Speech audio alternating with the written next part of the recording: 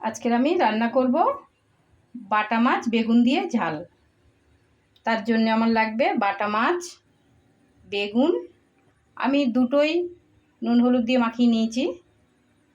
আমার লাগবে রসুন, টমেটো, কালো জিরে, সর্ষে পোস্ত আমি বেটে ছেঁকে নিয়েছি, কাঁচা লঙ্কা, নুন। এবার আমি কড়াইতে তেল দিয়ে দেবো মাছটা ভাজার জন্যে।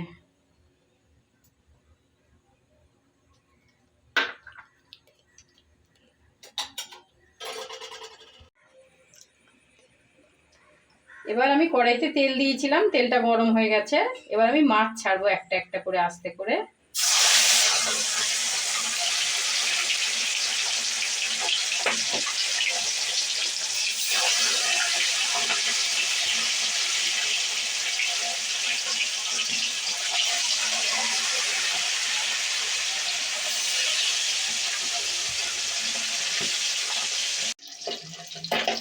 মাছটা আমার লাল লাল করে ভাজা হয়ে গেছে।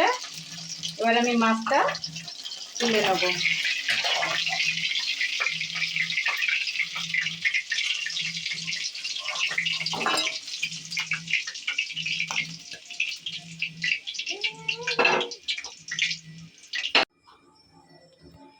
আমি লাল লাল করে মাছটা ভেজে তুলে নিলাম। এইবার বেগুনটা লাল করে ভেজে তুলে নেব মাছের সাথে।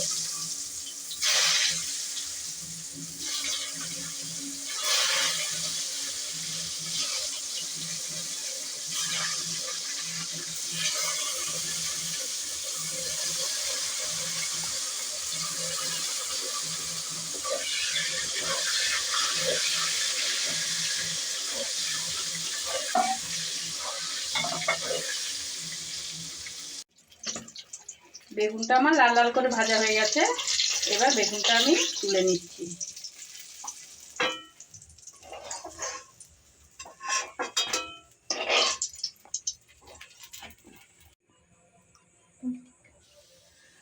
আমি মাছ ভেজে বেগুন ভেজে তুলে নিয়েছি। তার তেলটা যেহেতু অনেকটা আছে বলে আমি আর তেল দেবো না। এখন তেলের মধ্যে দেবো আমি কালো জিরে, কাঁচা লঙ্কা,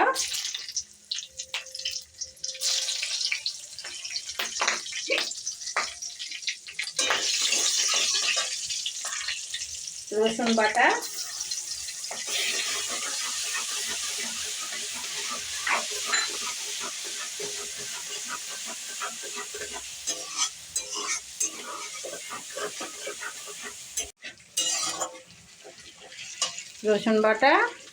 রসুন বাটাটা একটু লাল লাল হয়ে গেছে। এবার একটু টমেটো আমি বেটে রেখেছিলাম, টমেটো বাটা দিলাম।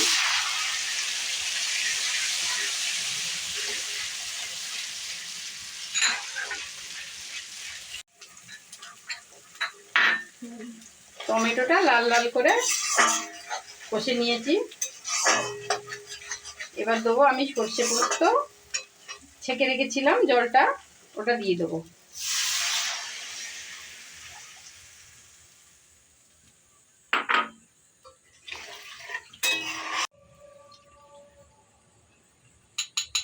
সর্ষে দিয়ে দিয়েছি। আমি একটু নুন দিয়ে দিলাম স্বাদ মতো।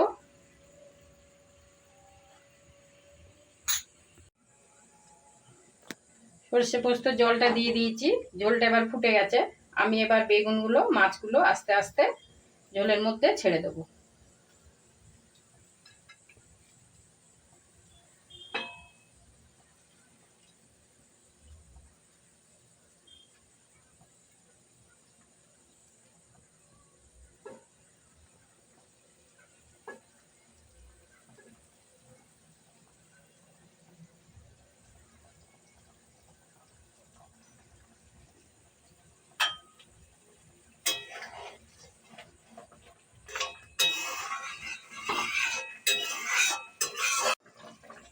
বেগুন মাছগুলো ছেড়ে দিলাম। এবার একটু আমি 5 মিনিট ঢাকা দিয়ে দেবো।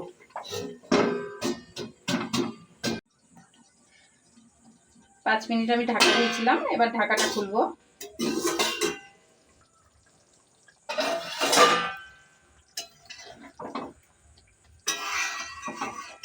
মাছটা এবার আমার হয়ে গেছে, বেগুন সিদ্ধ হয়ে গেছে। বেগুন তো ভাজতে ভাজতে সিদ্ধ হয়ে যায়। এবার আমি উপর থেকে একটু কাঁচা সরষের তেল দিয়ে দেবো।